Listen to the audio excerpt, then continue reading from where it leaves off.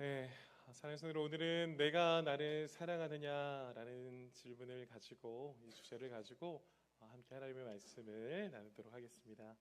사랑하는 성도, 우리는 지난 주일 사망과 어둠의 권세를 깨뜨리시고 승리하신 예수 그리스도의 영광스러운 부활을 찬양하며 하나님 앞에 예배했습니다.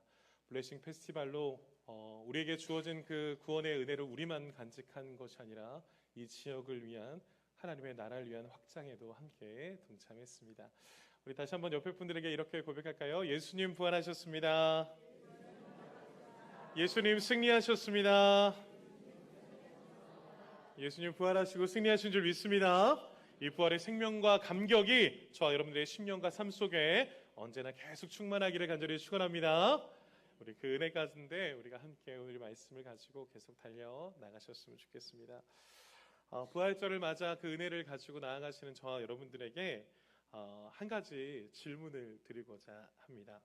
2026년 부활절이 여러분들의 인생의 몇 번째 부활절이셨습니까? 혹시 생각해 본 적 있으세요? 저는 이 본문을 준비하면서 저는 생각해 보았습니다. 제가 모태신앙이거든요. 모태신앙이니까 엄마 뱃속에서부터 있을 때부터 부활절을 한번 겪었더라고요. 그렇게 해서 해보니까 2026년 부활절이 저에게 43번째 부활절이었습니다.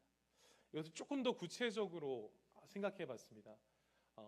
제가 나의 죄를 대신해서 예수 그리스도께서 십자가에서 죽으시고 3일 만에 부활하심을 제가 제 인격적인 믿음으로 고백했던 때가 언제인가라고 생각을 해보니까 중학교 2학년 겨울방학이더라고요.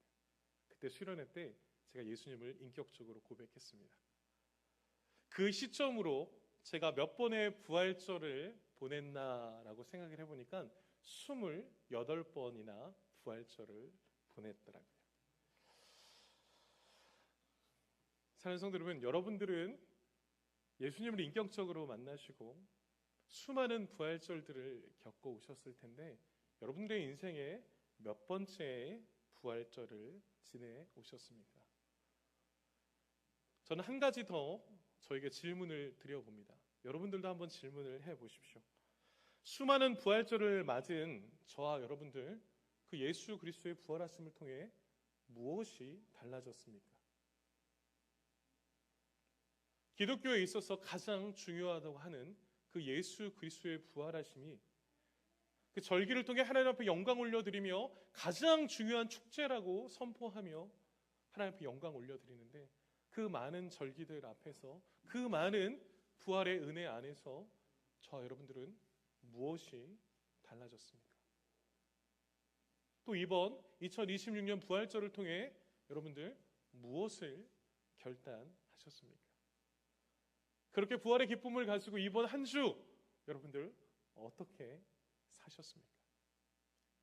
고난주간 특세를 통해 예수 그리스도의 죽으심을 묵상했고 기도하며 그 부활의 기쁨을 몸과 마음으로 느끼며 하나님 앞에 모든 영광 올려드렸는데 다시 시작된 여러분들의 한 주의 인생들 가운데서 어떤 일들이 있으셨습니까?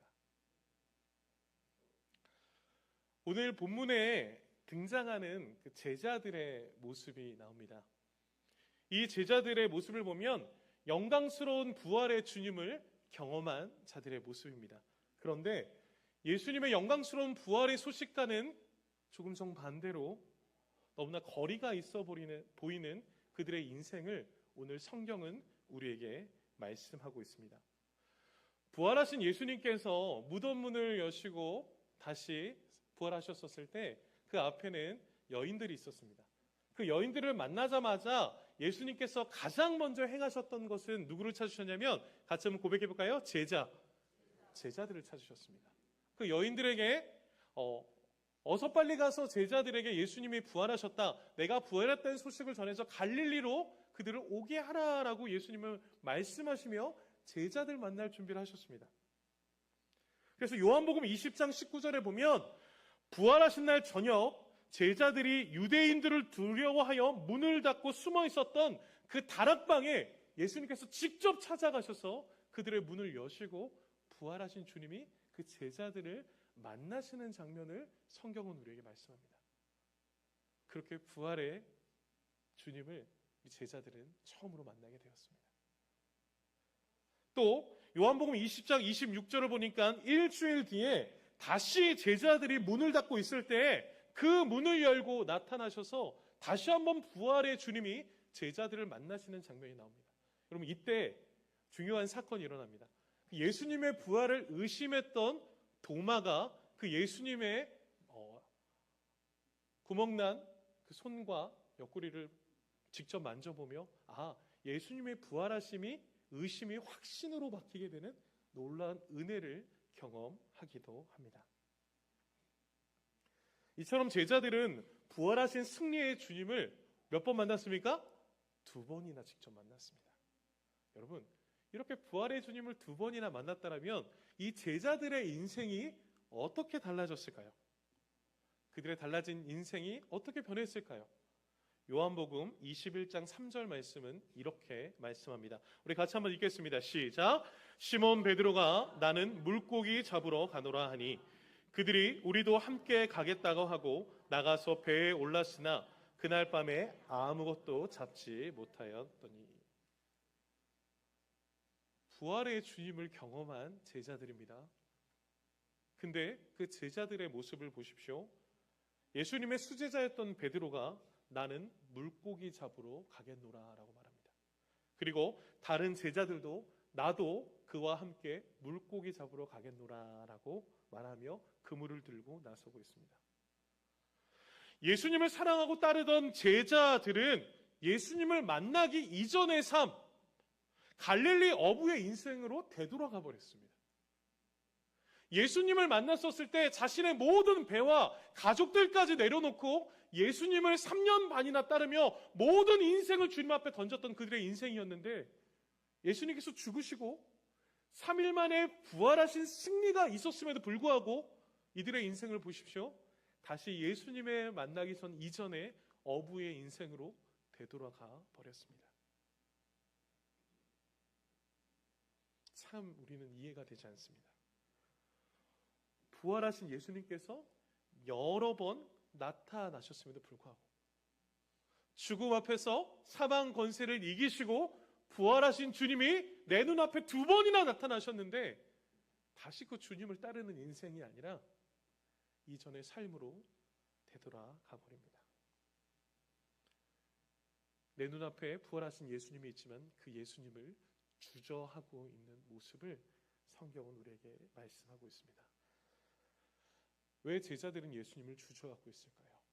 왜 예수님을 따랐던 그들의 인생이 다시 어부의 인생으로 되돌아가 버렸을까요? 그 이유는 당시 제자들이 겪었던 극심한 심리적 영적 혼란과 현실적인 두려움 때문이었다라고 성경은 말씀합니다. 그 이유를 간략하게 3가지로 말씀하는데요. 첫 번째는 제자들은 예수님의 십자가 죽음을 직접 목격하며 큰 충격과 공포에 빠졌습니다. 예수 그리스도의 부활의 소식을 들었음에도 불구하고 그 예수님을 못 박았던 유대의 지도자들을 두려워하며 문을 닫고 방 속에 숨어있는 제자들의 모습을 볼 수 있습니다. 앞으로 나는 어떻게 살아가야 하나? 현실적인 문제와 생계의 문제 앞에서 문을 닫고 숨어버려 있는 그 제자들의 모습입니다. 예수님께서 찾아가셨음에도 불구하고 문을 닫고 숨어있는 그들의 인생이었습니다. 2번째로는 제자들은 예수님께서 부활을 예고하셨음에도 불구하고 3년 반이나 따라다녔던 그 제자들에게 예수님은 분명히 말씀하셨습니다. 내가 십자가에서 죽을 것이고 3일 만에 부활하실 것을 말씀하셨습니다. 그리고 여인들이 찾아와 예수님이 부활하셨다는 소식을 증거했습니다. 그리고 눈앞에 부활하신 예수님을 만났습니다. 그러나 그 예수님을 알아보지 못했습니다. 마리아가 부활하신 예수님을 바로 알아보지 못했듯이 제자들 또한 그 부활하신 예수님을 알아보지 못했습니다. 그 이유는 죽었다 다시 살아나셨다라는 그것을 믿을 수가 없었습니다.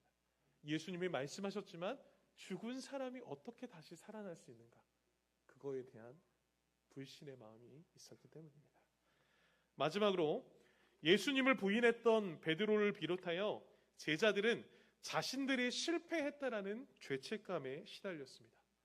무엇을 해야 할지 모르는 상황에서 자신들이 선택할 수 있는 가장 쉬운 선택은 가장 익숙한 것으로 돌아가는 것입니다. 가장 익숙한 것이 무엇이었습니까? 어부의 인생으로, 그냥 삶이 흘러가는 대로 그렇게 다시 어부의 인생으로 나아가고 있는 그 제자들의 모습을 보게 되는 것입니다. 특별히 오늘 본문의 주인공으로 나오는 베드로의 뒷모습을 보십시오. 십자가의 고난 앞에서 예수님을 저주하며 3번이나 부인했던 자신의 모습 앞에서 철저하게 바닥을 드러낸 자신의 얄팍한 믿음에 대한 깊은 환멸과 씻을 수 없는 죄책감이 그를 여전히 누르고 있었습니다. 나 같은 배신자가 무슨 사도인가? 나 같은 위선자가 무슨 영혼을 살릴 수 있는가? 나같이 자격 없는 자가 어떻게 다시 예수님을 따를 수 있겠는가? 라고 하는 죄책감을 마음을 가지며 스스로 철저히 정죄하며 어두운 영적인 깊은 밤을 헤매고 있는 베드로와 제자들의 모습 속에서 부활하신 예수님을 만났음에도 불구하고 여전히 예수님을 바라보지 못하는, 다시 이전의 인생으로 되돌아가 버리는 그들의 모습을 우리는 보게 되는 것입니다. 예수님 없이 세상에서의 이전의 삶으로 나아가 그들은 밤새도록 그물을 던졌습니다.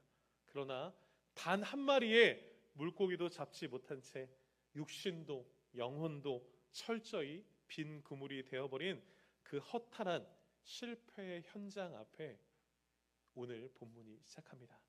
오늘 부활하신 주님께서는 그들을 3번째로 다시 찾아가십니다. 2번을 찾아갔지만 그들의 인생이 변하지 않았음에도 불구하고 오늘 예수님께서는 또다시 그 제자들을 찾아가시는 것입니다. 사랑하는 성도 여러분, 이처럼 예수님은 끊임없이 제자들을 찾아가셨습니다. 부활이신 그 승리의 주님께서 제자들을 찾아가셨습니다. 사랑하는 성도 여러분, 우리도 마찬가지입니다. 우리에게 이 부활절을 통해 부활하신 주님이 여러분들에게 몇 번 찾아오셨습니까? 여전히 부활의 주님 앞에서 두려움과 염려와 믿음 없는 우리의 연약한 모습 앞에 있는 우리의 현실이지만, 오늘도 부활하신 주님은 말씀을 통해 우리에게 찾아오시는 줄 믿습니다. 오늘 말씀을 통하여 오직 은혜로 다시 찾아오시는 하나님의 주권적인 사랑 3가지를 통해 우리의 인생이 찾아오시는 예수 그리스도로 말미암아 부활의 증인으로 회복되는 역사가 오늘 이 예배 시간에 가득하기를 간절히 축복합니다. 그 은혜를 함께 3가지로 나누겠습니다. 첫 번째입니다. 우리 첫 번째 같이 한번 고백해 보겠습니다. 시작. 실패한 자를 먼저 찾아오시는 주님이십니다. 첫 번째로는 실패한 자를 먼저 찾아오시는 주님에 대해서 오늘 본문은 우리에게 말씀합니다. 우리가 믿는 개혁주의 신학 안에서 가장 위대한 고백이 있습니다. 그것이 어떤 고백인지 아십니까? 저를 따라 한번 고백해 볼까요? 전적인 은혜. 전적인 은혜다라는 것입니다. 모든 것이 은혜다라는 겁니다. 내가 무엇인가를 이뤄서가 아니라 죽을 수밖에 없는 우리의 인생 가운데 주님이 찾아오신 조건 없는 무조건적인 전적인 은혜다라는 것이 개혁주의 신학의 가장 중요한 핵심입니다. 이는 우리의 구원과 회복은 우리가 먼저 하나님을 찾아간 것이 아니라 하나님께서 먼저 우리를 찾아오셨다라고 하는 은혜에서 시작되는 것입니다. 오늘 본문을 보십시오. 예수님은 실패하여 도망친 베드로를 정죄하거나 책망하기 위해서 부르지 않으셨습니다. 오늘 제자들을 3번이나 직접 찾아오신 예수님은 그들을 책망하는 것이 아니라 그들을 위로하시고 그들을 찾아오사 하나님의 놀라운 회복의 은혜를 베푸시기 위해 찾아오고 계심을 우리는 성경을 통해 볼 수 있습니다. 오늘 예수님께서 제자들을 3번째 찾아오셔서 가장 먼저 하셨던 일들이 오늘 15절 첫 번째 말씀에서 그들이 조반을 먹은 후에라고 말합니다. 여러분, 이 뜻은 무엇입니까? 조반, 아침을 먹이셨다라는 것입니다. 예수님께서는 지쳐있는 이 제자들을 찾아가셔서 아침을 먹으시는 장면을 오늘 본문은 말씀합니다. 요한복음 21장 9절에 보면 밤새 허탕을 치고 지친 몸으로 육지에 올라온 제자들은 예수님께서 친히 피워놓으신 숯불을 보게 됩니다. 아침을 먹이기 위해서 주님께서 무엇을 피워놓으신 거예요? 불을 지펴놓으신 거예요. 이 숯불이라는 단어가 굉장히 중요합니다. 여러분, 이 숯불은 헬라어 원어로 안스리키아라는 단어의 뜻입니다. 이 안스리키아라는 단어의 뜻은 요한복음 전체에서 딱 2번 나옵니다. 조금 전에 우리가 읽은 요한복음 21장 9절에서 예수님이 숯불을 지펴 놓으셨을 때 그때 이 안스리키아라는 단어가 한 번 나오고, 또 두 번째로는 어디서 나오냐면 요한복음 18장 18절에서 나옵니다. 그 요한복음 18장 18절에 보면 베드로가 대제사장의 뜰에서 예수님을 3번 부인할 때 몸을 녹이기 위해서 쬐고 있었던 불, 그것이 바로 안스리키아, 이 숯불입니다. 오늘 이 숯불이 2번 쓰이거든요. 그런데 한 번은 예수님께서 찾아오셨을 때 한 번 쓰이고, 한 번은 베드로가 예수님을 뭐 할 때? 배신하기 전에 쬐고 있던 숯불이 바로 이 안스리키아 숯불입니다. 사랑하는 성도 여러분, 베드로의 인생에 가장 두려운 영적 트라우마가 무엇일까요? 베드로는 이 안스리키아 숯불을 볼 때마다 생각했을 겁니다. 숯불을 쬐고 난 뒤에 바로 예수님을 3번이나 부인했고, 아니 저주했습니다. 베드로는 그 숯불을 볼 때마다 내가 예수님을 배신했지. 내가 예수님을 십자가에 못 박게 한 건 아닌가 라고 하는 철저한 패배감과 실패감을 경험했을 것입니다. 그런데 오늘 예수님께서 베드로를 맞으실 때 무엇을 준비하고 계셨다고요? 숯불만 봐도 예수님에 대한 죄송함이 생겨나는데 예수님이 그 숯불과 함께 기다리고 계신 거예요. 얼마나 마음이 찔렸겠습니까? 얼마나 마음이 아팠겠습니까? 얼마나 마음이 고통스러웠겠습니까? 예수님은 왜 베드로를 맞이하실 때 이 숯불을 준비하고 계셨을까요? 예수님은 베드로의 과거의 죄를 들추어내기 위해서, 그것을 벌하시기 위해서 준비한 것이 아닙니다. 우리 예수님께서는 이 베드로의 골만 터진 상처를 직면하게 하사 그 뿌리부터 온전히 치유하시고 회복하게 하기 위해서 예수님께서는 그 숯불을 준비해 놓으셨습니다. 주님은 추위와 굶주림 그리고 영적 탈진에 빠져있는 사랑하는 베드로와 제자들에게 직접 와서 조반을 먹이시며 밤새 예비하신 떡과 생선을 친히 떼어 먹여주시며 그들을 위로하시기 위해 찾아오신 예수님의 모습을 보게 되는 것입니다. 사랑하는 성도들, 우리는 이 장면을 통해 우리가 기억해야 될 것은 예수님은 이들이 회개했기 때문에 찾아오신 것이 아닙니다. 이들의 인생에 회개하도록 이끄시기 위해 주님께서 먼저 찾아오셨음을 기억하시는 저와 여러분들 되길 간절히 축복합니다. 주님이 먼저 찾아오셨습니다. 이들이 용서해서가 아니라 용서하게 하시기 위해서. 사랑하는 성도 여러분, 이것이 바로 주님이 주시는 압도적인 은혜, 십자가의 사랑입니다. 로마서 5장 8절 말씀을 볼까요? 우리 같이 한번 읽어볼까요? 시작.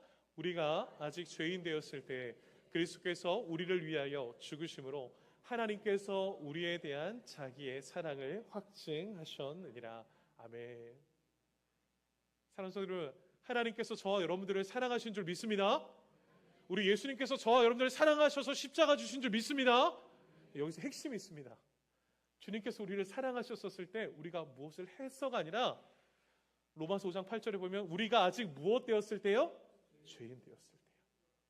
우리가 나음을 입어서가 아니고요, 우리가 예수님 앞에 착한 일을 해서가 아니고요, 여전히 죽을 수밖에 없는 죄인의 몸의 모습이지만 주님께서는 먼저 저와 여러분들을 사랑해 주신 줄 믿습니다. 이것이 바로 은혜입니다. 주님의 사랑은 주님이 우리가 실패했을 때, 우리가 아직 죄인 되었을 때 주님이 먼저 찾아오시는 은혜를 우리는 보게 되는 것입니다. 우리가 무엇인가를 잘해서가 아니라 여전히 세상에서 실패한 인생으로 살아가는 우리를 살리시고자 찾아오시는 주님이신 줄 믿습니다. 사랑하는 성도 여러분, 혹시나 우리의 인생 가운데 수많은 부활의 주님을 경험하고 20년, 30년, 40년 넘게 그와 부활의 주님을 경험했음에도 불구하고 여전히 베드로나 제자들처럼 기쁜 영적 침체나 삶의 벼랑 끝에서 혹여나 철저히 실패를 경험하고 계신 분 계십니까? 2026년 부활절을 하며 이제 새롭게 살아야지 라고 결단했지만 이번 주 다시 또 다른 제약 앞에 무너져서 마음 아파하고 계신 분들 계십니까? 우리는 생각합니다. 또다시 하나님이 나에게 실망하셨을 거야. 우리 주님은 나를 사랑하지 않으실 거야 라는 생각에 빠져 계신 분들이 있습니까? 그러한 영적 실패감이 혹여나 여러분들을 억누르고 계시지는 않으십니까? 그러나 사랑하는 성도 여러분, 기억하십시오. 우리 주님은 우리를 회복시키시며 은혜의 숯불을 피워놓고 조반을 차려 기다리시는 은혜의 하나님, 찾아오시는 하나님이신 줄을 믿으시기 간절히 축원합니다. 여전히 죄인 되었었을 때 우리를 회복시키기 위해 찾아오시는 주님이십니다. 우리 주님은 우리의 실패를 질책하기보다 상한 심령을 더욱더 싸매어 주시기를 원하시는 은혜의 하나님이신 것을 성경은 우리에게 말씀합니다. 사랑하는 성도 여러분, 오늘 말씀 앞에 우리가 결단해야 될 것은 내 안의 죄책감과 실패감의 자리가 도망치거나 숨는 자리로 피하지 마시고 여전히 나를 찾아오시는 은혜의 하나님을, 그 은혜의 예수 그리스도를 맞이하시길 간절히 축복합니다. 오늘도 주님은 그 사랑으로 우리를 품어주시길 원합니다. 우리의 상하고 깨어진 모습, 연약한 실패자의 모습까지도 사랑하신 예수 그리스도의 십자가의 사랑을 기억하시며 나를 먼저 찾아오시는 은혜의 주님 앞에 나아가 회복의 은혜를 경험하시는 우리 모든 성도들 되시기를 예수 그리스도의 이름을 간절히 축원합니다. 우리 두 번째입니다. 우리 두 번째 같이 한번 고백하겠습니다. 우리 두 번째 같이 고백하겠습니다. 시작. 실패한 자를 온전히 회복하시는 주님이십니다. 두 번째로 우리 주님은 실패한 자를 온전히 회복시키시는 주님이심에 대해서 우리에게 말씀합니다. 제자들의 언 몸을 녹이시고 배를 불리신 후 예수님은 베드로의 영혼을 본질적으로 회복시키기 위해 다가가십니다. 그리고 그 영혼의 깊은 곳을 향해 예수님께서는 베드로에게 이 질문을 한 가지 던지십니다. 같이 한번 읽어볼까요? 시작. 요한의 아들 시몬아, 내가 이 사람들보다 나를 더 사랑하느냐? 우리 주님께서 뭐라고 질문하십니까? 내가 나를 사랑하느냐? 오늘 본문 16절과 17절을 통해서도 사랑하는 베드로야, 내가 나를 사랑하느냐라는 질문을 총 3번 던지십니다. 예수님께서 질문하신 내가 나를 사랑하느냐라는 이 질문은 이 대화 속에 이 헬라어 원어가 주는 깊은 영적인 의미가 있습니다. 그냥 내가 나를 사랑하느냐? 주님 내가 사랑합니다. 내가 나를 사랑하느냐? 네, 주님 사랑합니다. 너가 정말 나를 사랑하느냐? 내가 정말 주님 사랑합니다. 라는 대화가 아니었습니다. 오늘 그 은혜를 함께 살펴보면 주님께서 첫 번째와 두 번째로 내가 나를 사랑하느냐라고 물으실 때는 주님께서 어떤 단어를 사용하셨냐면 조건 없는 신적인 사랑, 십자가의 희생적인 사랑, 우리가 잘 아는 사랑이죠. 주님이 우리를 향한 사랑 어떤 사랑입니까? 같이 한번 고백해 볼까요? 아가페의 사랑으로 우리에게 사랑을 고백하십니다. 그리고 묻는 겁니다. 너가 정말 나를 사랑하느냐? 아가페의 사랑으로 베드로에게 질문합니다. 베드로야, 내가 목숨을 다해 어떠한 조건도 없이 아가페의 사랑으로 나를 사랑하느냐라는 질문이죠. 그러나 여러분, 지금 베드로가 어떤 마음의 병을 가지고 있습니까? 주님을 배신했다라는 그 아픔과 고통 속에 자신의 밑바닥을 철저히 경험한 베드로는 그 주님 앞에 주님, 내가 아가페의 사랑으로 주님을 사랑한다라고 고백하지 못했습니다. 주님에 대한 그런 염치가 없었습니다.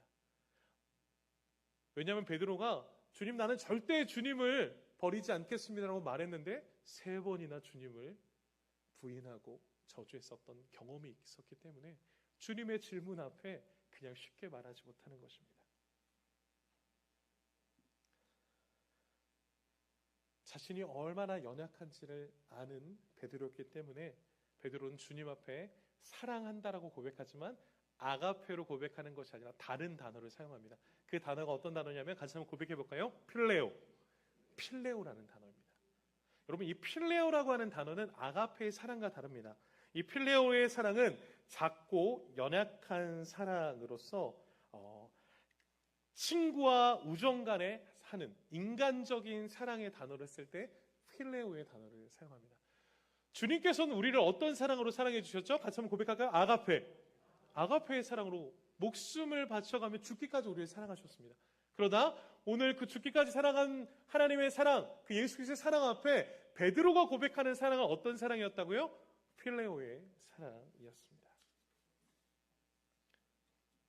이처럼 베드로는 주님의 사랑의 크기만큼 사랑을 고백하지 못했습니다.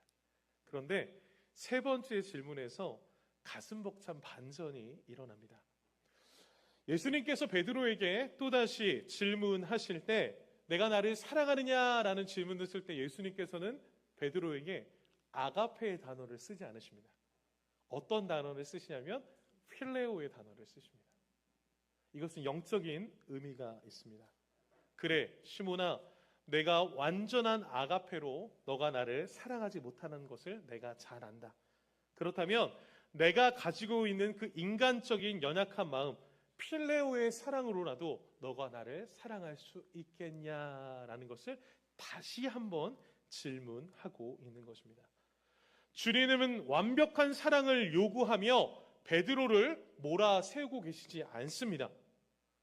상한 갈대를 꺾지 않으시는 주님께서는 베드로의 연약함을 잘 아셨고 베드로의 수준으로 내려오셔서 너가 이렇게라도 나를 사랑할 수 있겠니? 라는 예수님의 마음을 지금 베드로에게 전하고 있는 것입니다.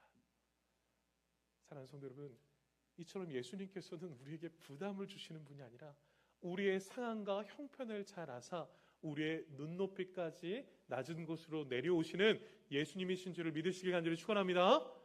그 은혜 앞에 지금 필레오의 사랑으로 너가 그렇게 나를 사랑할 수 있겠니? 라고 예수님께서 다시 물으십니다. 그러자 베드로가 어떻게 대답하는지 아십니까? 17절 말씀입니다. 우리 17절 다시 한번 고백해 볼까요? 시작. 베드로가 근심하여 이르되 주님, 모든 것을 아시오매 내가 주님을 사랑하는 줄을 주님께서 아시나이다. 필레오의 사랑으로 너가 나를 사랑할 수 있겠니? 라고 물어볼 때 베드로가 무엇으로 고백합니까? 필레오의 사랑으로 주님, 내가 인간적으로 할 수 있는 모든 것을 다해 주님을 사랑하겠습니다 라는 고백을 합니다. 그런데 여러분, 여기서 베드로가 이 고백을 할 때 한 가지 집중해야 될 단어가 있습니다. 그것이 어떤 단어냐면 같이 한번 고백해 볼까요? 근심하다. 베드로가 근심했다라고 말합니다. 왜 주님께서 사랑하느냐는 질문을 하는데 베드로는 근심했을까요? 여러분, 여기서 말하는 근심은 걱정했다라는 의미가 아닙니다. 오늘 본문에 쓰이는 이 근심하다라는 이 단어는 고린도후서 7장 10절에서 똑같은 단어로 쓰임 받았는데요. 우리 고린도후서 7장 10절을 같이 한번 읽어볼까요? 시작. 하나님의 뜻대로 하는 근심은 후회할 것이 없는 구원에 이르게 하는 회개를 이루는 것이요. 지금 베드로가 하는 근심은 무엇을 이루는 것이라고요? 같이 고백하겠어요. 회개를 이루어가는 겁니다. 주님의 아가페의 사랑에 그 사랑을 보답하지 못하는 자신이 얼마나 처절한 죄인임을 알아서, 그리고 주님의 그 십자가의 사랑 앞에서 그 주님을 배신할 수밖에 없었던 자신의 모습을 회개함으로 주님, 내가 죄인입니다 라고 고백하며, 그럼에도 불구하고 이 죄인이 인간이 할 수 있는 최선을 다해 주님을 사랑하겠습니다라는 믿음의 결단으로 회개하며 고백하고 있는 장면이 오늘의 장면입니다. 오늘 주님은 그 베드로의 연약한 사랑의 고백, 그 회개를 기쁘게 받으시고 그를 온전히 용서하시며 회복시켜 주신 줄 믿습니다. 사랑하는 성도 여러분, 우리는 늘 주님을 위해 큰 일을 하겠다라고 다짐합니다. 작은 시련 앞에 그런데 무너져가는 우리의 연약함을 우리는 끊임없이 발견합니다. 주님, 나에게 직분 주셨사오니, 주님 나에게 축복 주셨사오니 내가 큰 일을 하겠습니다. 베드로가 그랬습니다. 모두 다가 다 떠나도 나는 주님을 떠나지 않겠습니다라고 큰 소리 외쳤던 사람이 바로 베드로였습니다. 그러나 세상의 위기 앞에, 두려움 앞에 그 예수님을 부인할 수밖에 없었던 그 베드로의 인생을 우리가 바라볼 때, 그럼에도 불구하고 예수님은 질책하는 것이 아니라 그를 용서하시는 예수님의 모습을 우리는 보게 됩니다. 사랑하는 성도 여러분, 이것이 오늘 저와 여러분들에게 주시는 은혜는 무엇입니까? 우리의 구원과 회복은 나의 완벽함에 달려있지 않다라는 겁니다. 사랑하는 성도 여러분, 내가 완벽해서, 내가 잘해서 주님께서 나를 구원해 주시고 용서해 주신 것이 아니라 전적인 은혜, 하나님의 은혜 안에서 먼저 그분이 찾아오셨고 우리를 회복시키시는 줄 믿습니다. 그것이 바로 은혜입니다. 우리 주님은 우리에게 실패의 원인이나 과거의 죄를 묻지 않으십니다. 대제사장의 뜰에서 베드로가 예수님을 3번 부인했던 그 아픈 기억을 오히려 덮어주기 위해서 주님은 오늘 베드로에게 찾아가셔서 내가 나를 사랑하느냐라는 질문을 동일하게 3번 던지십니다. 베드로가 3번 부인했기에 그 처절한 아픔과 고통 앞에서 너가 나를 사랑하느냐라는 질문을 3번 던지십니다. 이 질문을 통해 베드로의 인생에 우리 예수님께서 정죄의 칼날이 아니라 골마 터진 베드로의 상처를 도려내고 치유하는 영적인 수술칼과 같은 은혜가 임하고 있는 것입니다. 베드로는 그 주님의 질문 앞에 내가 주님을 사랑하는 줄 주님께서 아시나이다 라고 고백하면 고백할수록 내면의 깊은 곳에 자리 잡았던 수치심과 죄책감이 씻겨져 내려갔습니다. 3번 부인이라는 상처를 3번의 사랑의 고백으로 치유하고 계심을 우리는 볼 수 있습니다. 사랑하는 성도 여러분, 우리의 구원과 회복은 우리의 완벽한 행위에 있는 것이 아니라 우리를 위해 낮아지신 주님의 십자가의 은혜와 사랑 안에 있는 줄 믿으시길 간절히 축원합니다. 사랑하는 성도 여러분, 우리 역시 베드로처럼 우리 믿음으로 결단합니다. 주님의 결단코 배반하지 않겠다라고 큰 소리 외치며 세상 앞에 당당하게 말합니다. 그러나 그럼에도 불구하고 우리도 베드로처럼 넘어질 때가 많습니다. 혹시 자신의 연약함에 실망하여 주저앉아 계십니까? 그러나 주님은 오늘 우리의 자격이나 공로를 묻지 않으시고 내가 사랑하느냐라고 사랑의 본질적인 질문을 저와 여러분들에게 던지십니다. 내 힘으로 온전할 수 없음을 인정하고 오직 십자가의 은혜를 의지하여 우리 또한 주님, 나도 주님을 사랑한다라는 이 필레오의 사랑의 고백을 할 수 있는 저와 여러분들의 삶이 되시길 간절히 축원합니다. 우리 주님은 우리를 정죄하시는 분이 아니라 우리를 회복시켜 주시는 분이심을 우리가 믿으며 오늘 이 예배가 주님이 주시는 회복의 은혜가 있기를 간절히 축원합니다. 마지막 3번째입니다. 우리 3번째 같이 한번 고백하겠습니다. 시작.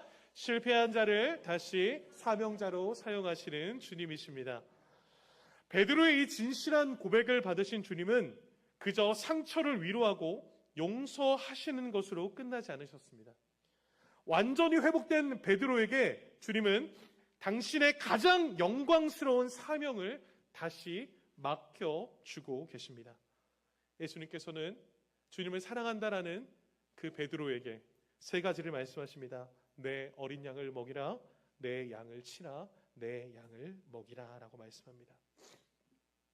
여기서 먹이라라는 것은 생명의 말씀, 영적인 양식을 공급하라라는 의미이고, 치라라는 뜻은 참된 목자로서 양떼를 이리의 위험으로부터 보호하고 바른 길로 인도하며 전 인격적으로 목양하라라는 뜻입니다.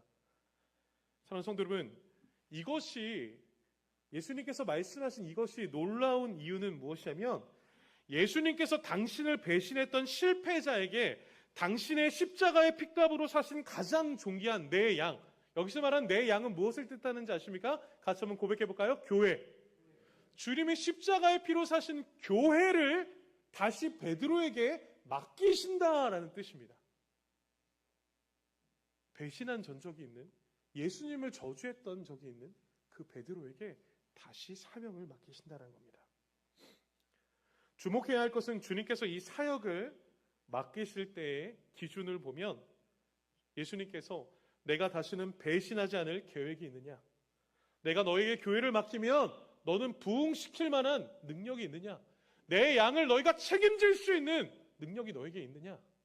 라고 예수님은 물어보지 않으십니다.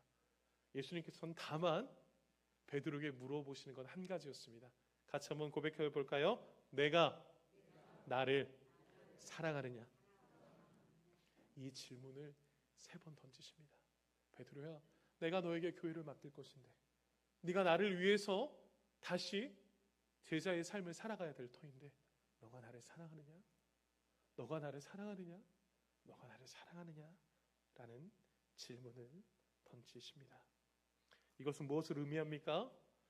우리에게 주어진 교회의 모든 직분과 사명, 성도의 모든 헌신의 절대적인 동력은 바로 예수 그리스도를 향한 사랑에서 출발하는 줄 믿습니다. 자기의 힘과 의를 의지했던 교만한 베드로는 십자가의 위기 앞에서 실패했지만 다시 찾아오신 부활하신 예수님 앞에서 철저히 깨어지고 부서져 오직 십자가의 은혜만을 의지하는 180도 달라진 인생으로 변화되어져 감을 오늘 성경은 우리에게 말씀합니다. 이렇게 부활하신 주님을 만난 베드로가 예수님을 사랑한다고 고백했었을 때 이 베드로의 인생이 어떻게 달라집니까? 사도행전 2장에 보니까 베드로가 성령 충만하여 하나님의 나라의 복음을 증거하기 시작할 때 몇 명이 돌아오죠? 3,000명, 5,000명이 돌아오는 역사가 있는 줄 믿습니다. 하나님께서는 그렇게 베드로를 위대한 사명자로, 사도로 사용하십니다. 또한 갈라디아서 2장 9절을 보면 이 베드로를 어떻게 설명합니까? 초대교회를 든든히 세워가는 기둥이 되었다라고 성경에서 말합니다. 주님께서 교회를 맡기셨고 그 교회를 감당하는 기둥과 같은 사명자가 되었다라고 성경은 우리에게 말씀합니다. 사랑하는 성도 여러분, 진정한 용서와 회복의 완성은 무엇입니까? 단지 우리의 마음이 편해지는 것이 아닙니다. 어떠한 감정적 위로로 끝나는 것이 아닙니다. 진정한 회복은 다시 쓰임받는 것, 바로 우리의 사명이 회복되는 것인 줄 믿습니다. 우리는 그 십자가의 부활의 은혜 앞에서 나 혼자 구원받고 천국 가는 그러한 신앙에 머무는 것이 아니라 예수 그리스도의 부활하심이 그 은혜가 우리를 통해 땅끝까지 흘러가는 복음의 사명을 감당하시는 저 여러분들의 삶이 되시길 간절히 축원합니다. 십자가의 은혜로 회복된 성도라면 마땅히 다른 영혼, 예수님께서 우리에게 맡긴 양을 살리고 먹이는 자리로 나아가야 합니다.